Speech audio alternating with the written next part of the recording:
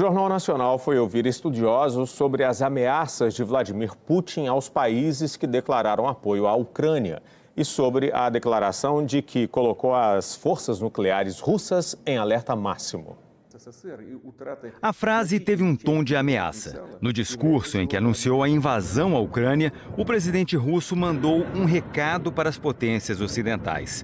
Vladimir Putin disse para qualquer um de fora que considere interferir, se o fizer, enfrentará consequências maiores do que qualquer outra que já se enfrentou na história. Imediatamente, o secretário-geral da ONU, Jens Stoltenberg, declarou que a aliança militar do Ocidente não tem tropas na Ucrânia, nem planos de enviar.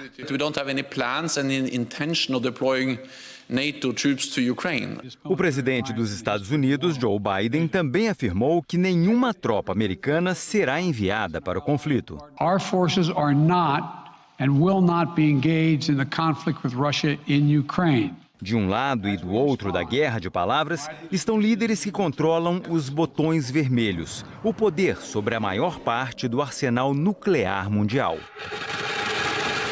Segundo a Federação Americana de Cientistas, o mundo tem perto de 12.700 ogivas nucleares. 90% delas estão nos arsenais da Rússia e dos Estados Unidos. Os outros 10% pertencem à China, França, Reino Unido, Paquistão, Índia, Israel e Coreia do Norte.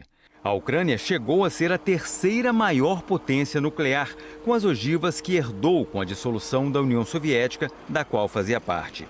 Mas o país abriu mão dessas armas com o Memorando de Budapeste, de 1994. O tratado também foi assinado pela Rússia e garantia o respeito à soberania e às fronteiras da Ucrânia. Para entender o poder das armas de destruição em massa, basta dizer que uma ogiva nuclear moderna equivale a centenas, às vezes milhares de bombas atômicas, como as que foram lançadas sobre Hiroshima e Nagasaki na Segunda Guerra Mundial. Depois dos Estados Unidos, a antiga União Soviética também desenvolveu a bomba atômica no início dos anos de 1950. E as duas potências militares começaram uma corrida armamentista. No auge da Guerra Fria, nos anos de 1980, o mundo chegou a ter mais de 70 mil bombas. Mas o número começou a cair depois do acordo assinado pelos dois países em 1987.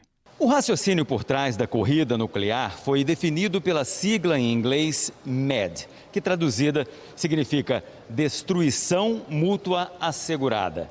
Se os dois lados de um conflito têm armas suficientes para aniquilar um ao outro, nenhum deles vai cometer a imprudência de lançar a primeira bomba. A teoria foi posta à prova em 1962, na crise dos mísseis de Cuba. Os americanos descobriram que os soviéticos instalavam uma base de lançamento de mísseis na ilha e navios das duas potências ameaçaram começar uma guerra atômica no Mar do Caribe. Na última hora, os dois recuaram. Agora, 60 anos depois, Vladimir Putin anunciou que colocou o arsenal nuclear russo em alerta especial. Foi uma ameaça aos países da OTAN para tentar desencorajar o envio de armas ao exército ucraniano e a adoção de novas sanções econômicas à Rússia. O historiador da USP, especialista em Rússia, Ângelo Segrilo, interpreta o anúncio de Putin como uma ameaça que não tem o objetivo de ser cumprida, mas de manter as tropas da OTAN fora da guerra. Se a Rússia não tivesse armas nucleares, talvez isso até entrasse no cálculo da OTAN. Uma ajuda militar direta localizada na Ucrânia. Agora, com a Rússia tendo armas nucleares, isso não vai... Isso aí não entra na cogitação deles, porque isso aí seria um risco para os próprios países da OTAN. A professora da Escola de Comando e Estado-Maior do Exército, Mariana Carpes, concorda que a intenção de Putin é aumentar a tensão na guerra contra a Ucrânia e não começar uma guerra mundial. Eu quero crer que dentro do jogo político, por maior animosidade e agressividade que nesse momento se veja no teatro de guerra, que o entendimento de que as armas nucleares são uma não arma, né? Ou seja, são um armamento de não uso, que ele prevaleça.